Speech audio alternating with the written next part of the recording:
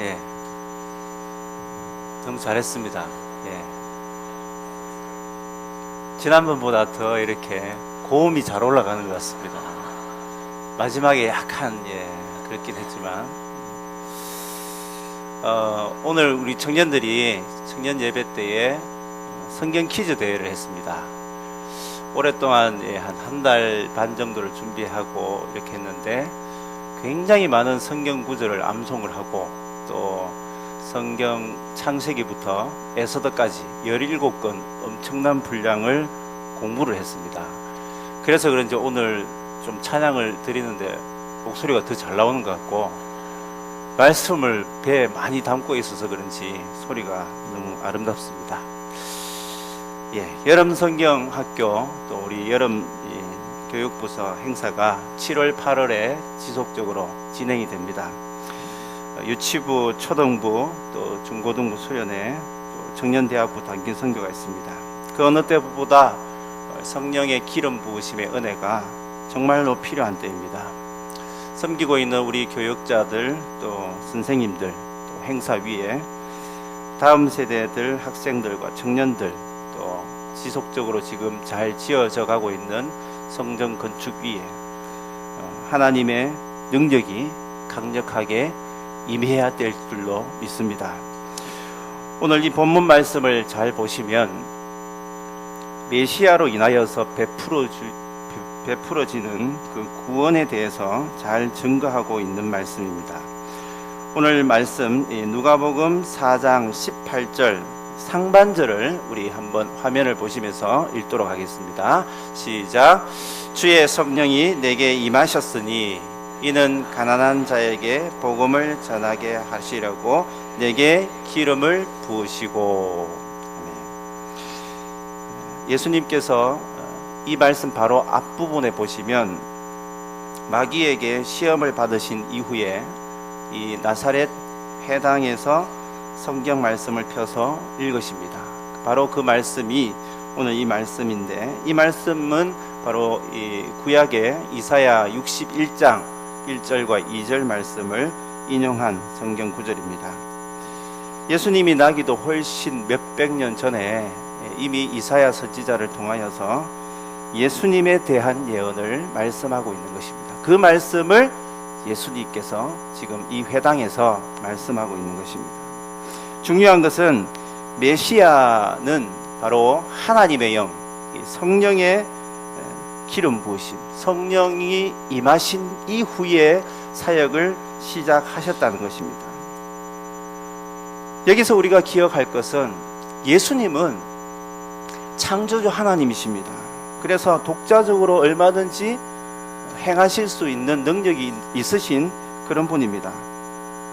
그리고 하나님의 그런 기름 부음을 받지 않아도 얼마든지 이런 일들을 하실 수 있는 분이십니다. 그럼에도 불구하고 이렇게 기름 부으심을 받았다라고 말씀하고 있습니다. 기름을 붓다라는 말에 이 말씀에 근거해서 이 메시아라는 말이 나왔습니다. 이것은 무엇을 말하는 것입니까? 우리가 이런저런 많은 여름 행사들을 앞두고 있는데요, 하나님을 일을 하기에 앞서서 과연 우리가 어떤 출발점에서 시작을 해야 되는가? 하나님의 일을 함에 있어서 그 출발점이 어떤 지점에서부터 출발해야 되는가에 대해서 말씀하고 있는 것입니다. 하나님의 영의 부음받음을 입어야지만이 된다라는 것입니다. 자기의 힘이나 세상의 어떤 흐름을 따라 쫓아가는 그런 사역이 아니라, 그런 복음 사역이 아니라 정말 하나님께서 부여하신 일이 무엇인지 분명하게 우리가 깨달아 알고 이 일들을 감당히 해 나가야 한다라는 것입니다. 최근에 이런 이슈가 되고 있는 그 한국 축구에 대해서 잠시 말씀드리려고 합니다.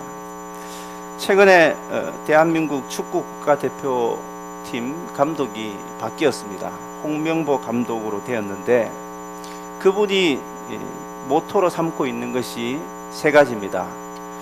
원 팀, 원 스피릿, 원 골, 이런 말인데요, 하나의 팀은 하나의 정신과 하나의 목표를 향해서 달려간다, 이런 취지입니다.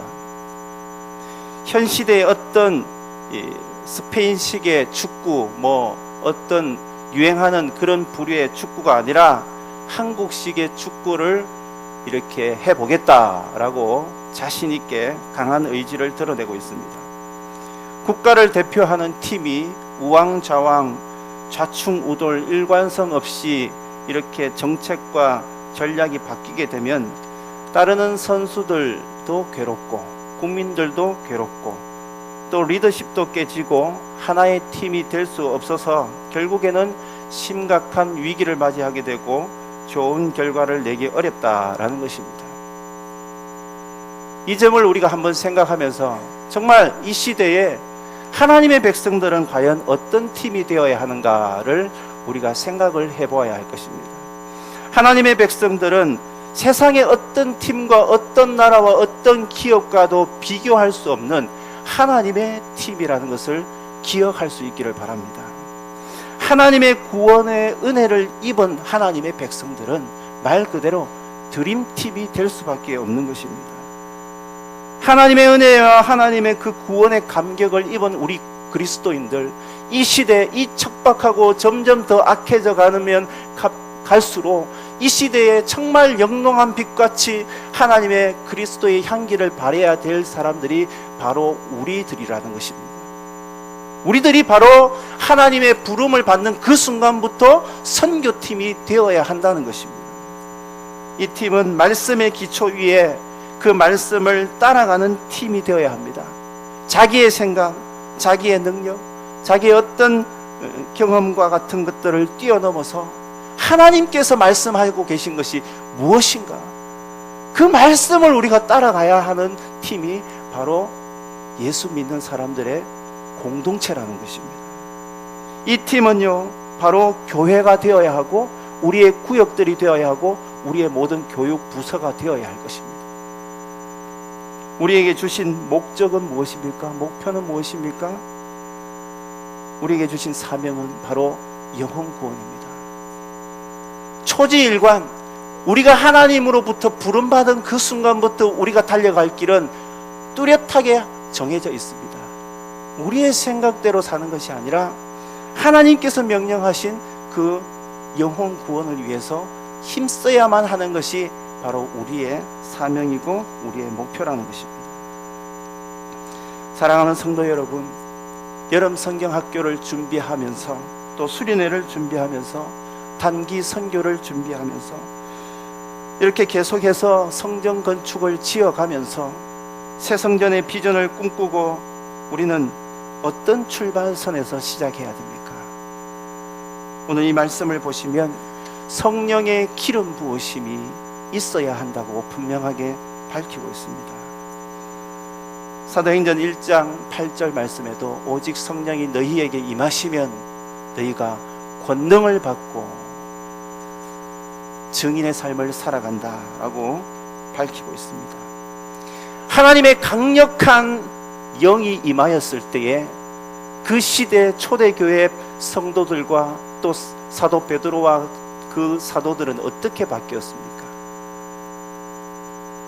그 많은 사람들 갈릴리 사람들입니다. 소외된 사람들이고 지식이 많지 않은 사람들이고 어부들이 많은 지역이고 뿐만 아니라 성경을 보시면 예수님께서 갈릴리 사역하실 때 보시면 수많은 무리들이 병들고 귀신 들리고 다친 사람들, 아픈 사람들이 얼마나 많은지 모릅니다. 그렇게 소외되고 척박한 그 땅, 그 사람들이 어떻게 바뀌었습니까?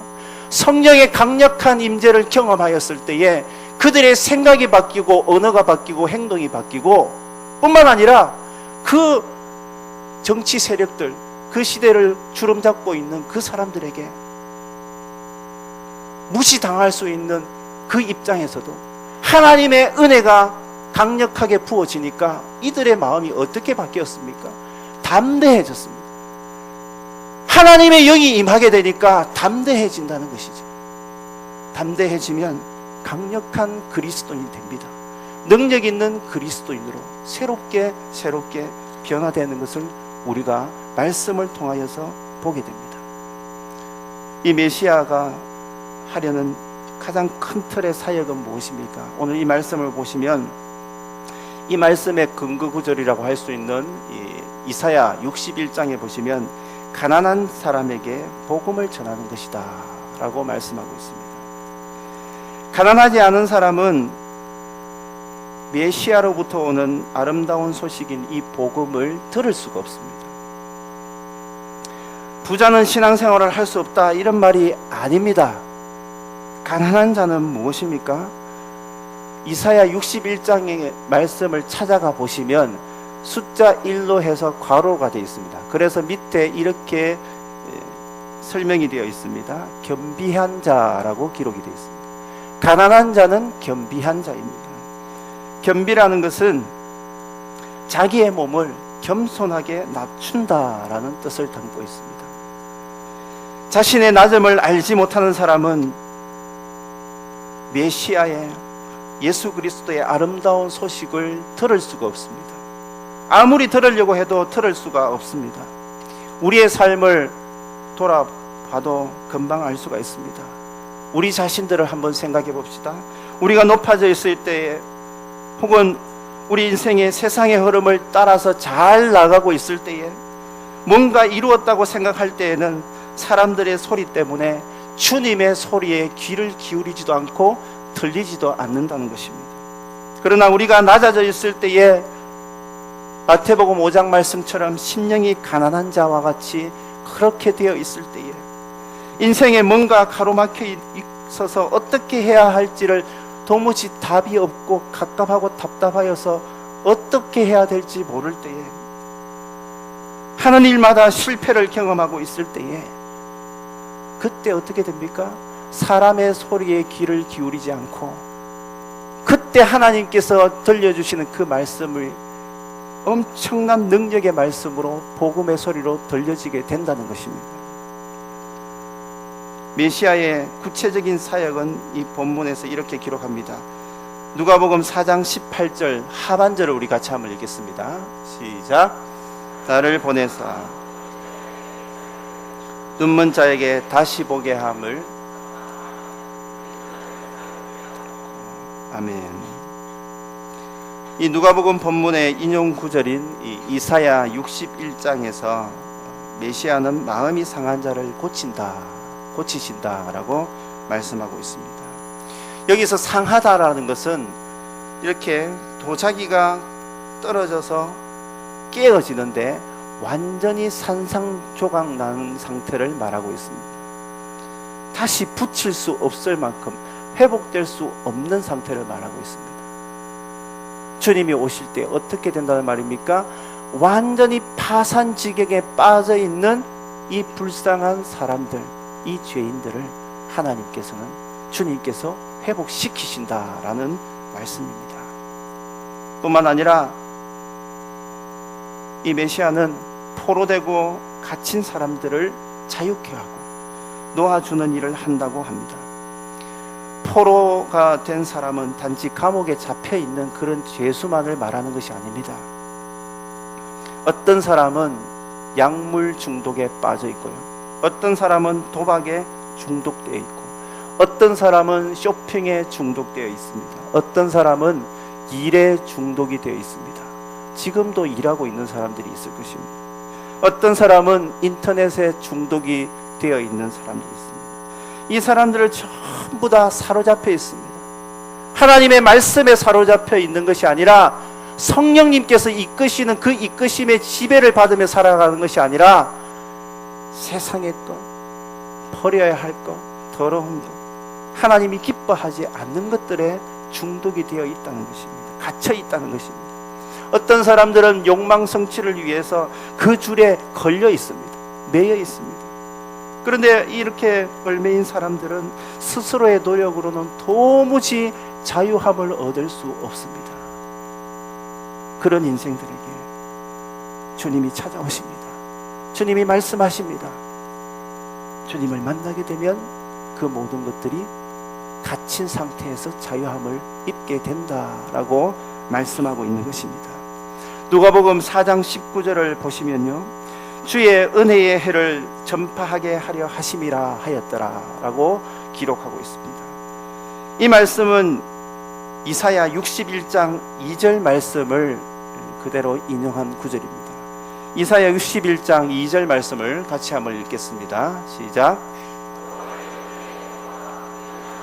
보복의 날을 선포하여 모든 슬픈 자를 위로하되. 여호와의 은혜의 해, 이것은 바로 희년을 말씀하고 있습니다. 제7일을 안식일이라고 하고 제7년째 되는 해를 안식년이라고 합니다. 안식년이 7번 지나고 그 다음 해 49년, 그 다음에 50년이 되면 이 희년이라고 합니다. 희년에는 어떤 일이 일어납니까? 희년에는요, 땅의 경작을 쉬게 되고 모든 종들에게 자유를 선포하고 모든 채무자들의 빚을 갚아주고 탕감해주고 모든 토지도 원래 주인에게로 돌아가게 되는 것입니다. 그렇기 때문에 희년은 자유의 해요, 기쁨의 해요, 회복의 해인 것입니다. 바로 이 사실을 메시아가 선포한다라는 것입니다. 물론 이 메시아를 알지 못하는 사람들에게는 그 날이 바로 심판의 날이 된다는 것입니다. 이사야 61장 3절 말씀 우리 같이 한번 읽겠습니다. 시작. 하관을 지워 그 죄를 대신하며 기쁨의 그 슬픔을 대신하며 찬송의 옷으로 그 근심을 대신하고 나무 곧 여호와께서 심으신 그 영광을 나타낼 일컬음을 받게 하려 하심이라. 아멘. 이스라엘 백성들은 극도의 슬픔을 표현할 때에 옷을 찢거나 또 머리에 죄를 뒤집어 썼습니다. 화관은 우리나라 조선시대에 장원급제를 하게 되면 어사화라는 것을 썼는데요, 그것을 연상하면 될 것입니다. 메시아는 그런 분입니다. 그래서 슬픔이 더 이상 슬픔이 되지 못하고 근심이 더 이상 사로잡지 않도록 만들어주시는 분이 바로 예수 그리스도시다라는 것입니다. 그래서 그 삶의 의가 열매가 되어서 맺히기 때문에 사람들 앞에서 자라나는 의의 나무, 그와 같을 것이다 라고 말씀하는 겁니다.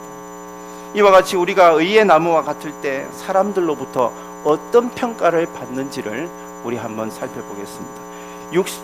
이사야 61장 6절 말씀입니다. 같이 읽겠습니다. 시작. 여호와의 제사장이라 일컬음을 받을 것이라. 사람들이 너희를 우리 하나님의 봉사자라 할 것이며 너희가 이방 나라들의 재물을 먹으며 그들의 영광을 얻어 자랑할 것이니라. 아멘. 의의 나무는 오늘 이 말씀처럼 여호와께서 심으신 그 영광을 나타낼 자라라고 분명히 기록합니다. 세상의 소금과 같이, 세상의 빛과 같이, 빛의 갑옷을 입은 자와 같이 하나님의 증거자, 그리스도의 편지, 그리스도의 사신, 그들이 바로 의의 나무와 같다라는 것입니다. 오늘날로 말하면 우리나라를 대표할 수 있는 대표 선수라는 것입니다. 이 시대의 대표 선수는 국가를 대표하는 선수들도 있겠지만 하나님께서 정말 원하시는 대표 선수는 바로 우리 자신들이 되어야 한다는 것입니다. 이 시대를 살리고 이 어두움의 영이 사로잡혀 있는 이 땅과 저 불쌍한 저 북한 땅과 지금도 헐벗고 굶주리면서 먹지 못하여서 굶어서 물도 마시지 못하고 먹을 것이 없어서 굶어서 기아에 허덕이다가 죽어가는 수많은 어린 생명들, 그들을 복음으로 회복시키는데 우리를 하나님께서 귀한 선물로 은혜를 주셨다는 것입니다. 그 은혜 받은 자로서 대표 선수와 같이 끊임없이 달려갈 책임을 가지고 있는 것이 바로 우리 그리스도입니다 라는 것입니다. 우리에게 이런 말씀도 주십니다. 왕같은 제사장이다 라는 말씀입니다. 베드로전서 2장 9절 같이 한번 읽겠습니다. 시작. 족속이요 왕 같은 제사장들이요 거룩한 나라요 그의 소유가 된 백성이니 이는 너희를 어두운 데서 불러내어 그의 기이한 빛에 들어가게 하신 이를. 아멘. 제사장은 하나님과 이런 일반 백성들 사이에서 특별히 섬기는 사람들입니다. 이스라엘 백성은 지금까지는 다른 나라들에게 짓눌려서 이렇게 살아왔을지라도 메시아가 다스리는 그 때가 되면 그 나라를 위해서 섬기게 될 것이라고 말씀합니다. 그래서 이전에는 여러 나라들에게 조공을 바치며 살았을지라도 이제는 그 나라들이 재물을 갖고 오게 될 것이다 라고 말씀합니다. 이사야 61장 9절을 같이 한번 읽겠습니다. 9절입니다. 시작. 9절 안 뜹니까? 그들의 자손을 문나라 가운데에 그들의 후손을 만민 가운데에 알리니 무릇 이를 보는 자가 그들은 여호와께 복받은 자손이라 인정하리라. 복받은 자손이라 인정하리라.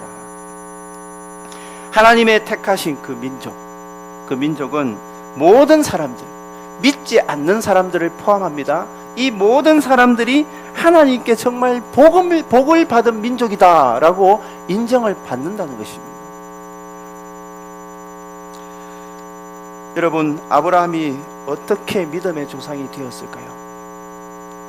인생의 황혼역에 처가살이를 하고 있던 모세가 어떻게 민족의 영도자가 될 수 있었습니까? 한낱 목동에 불과했던 다윗이 어떻게 왕들의 표본이 될 수 있는 하나님의 마음에 합한 자가 될 수 있었습니까? 배운 것이 없는 주님의 제자들이 어떻게 사도가 될 수 있었습니까? 바울같이 주님의 반대편에 서 있던 그 악한 사람이 어떻게 아름다운 신앙의 사람으로 바뀔 수가 있었습니까? 이들의 공통점은 모두 다 하나님의 크신 은혜를 받았기 때문에 그렇습니다. 우리 각자 역시 어떻게 오늘 이 저녁 예배까지 참여하면서 하나님의 기쁨과 하나님께 영광 돌리는 이 예배의 자리에 설 수 있었으며 지금의 이 모습으로 살 수 있게 되었습니까? 하나님께서 우리에게 은혜의 복을 부어 주셨기 때문에 그렇습니다. 그래서 궁극적으로 하나님께서는 자기 백성들 하나님을 기뻐하고 찬송하는 자리로 인도해 가시는 것입니다. 우리가 받은 은혜를 오늘 오전 말씀처럼 그 구원의 은혜를 절대로 잊어서는 안 될 것입니다. 이것은 우리가 이루어낸 것이 아니기 때문에 그렇습니다. 메시아이신 우리 주님께서 십자가를 지시고 대속의 피를 흘려주시고 죽음의 권세를 이기시고 부활하셔서 우리를 찾아와 주시고 만나 주셨기 때문이라는 사실입니다. 세상에는 우리보다 더 윤리적이고 더 선한 삶을 살아가고 있는 사람들이 많이 있습니다. 그럼에도 불구하고 그들을 찾지 않으시고 우리를 먼저 찾아오신 것이 얼마나 감사한 일인지 모릅니다. 여러분을 보내며 정말 이 기쁨과 이 은혜의 감격을 기억하고 성령의 기름 부으심의 은혜를 사모하는 자들이 꼭 될 수 있기를 바랍니다. 포로된 자, 눈먼 자, 눌린 자를 회복시키시는 주님의 은혜를 감사하며 이 여름을 보낼 수 있기를 바랍니다. 의의 나무 왕같은 제사장과 같이 능력 있는 그리스도인으로 이 무더운 여름을 보내면서도 나의 사명이 무엇인가, 나를 무엇 때문에 하나님께서 이 자리에 불러주셨는가를 기억하면서 우리 모든 선생님들, 우리 모든 돕는 우리 주님의 권속들이 다 될 수 있기를 바랍니다.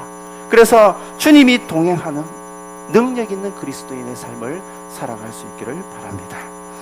우리 찬송 부르겠습니다. 323장입니다.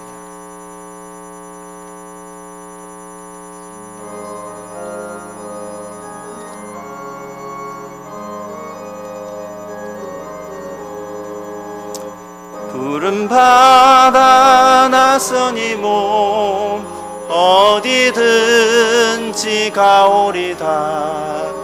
괴로우나 즐거우나 주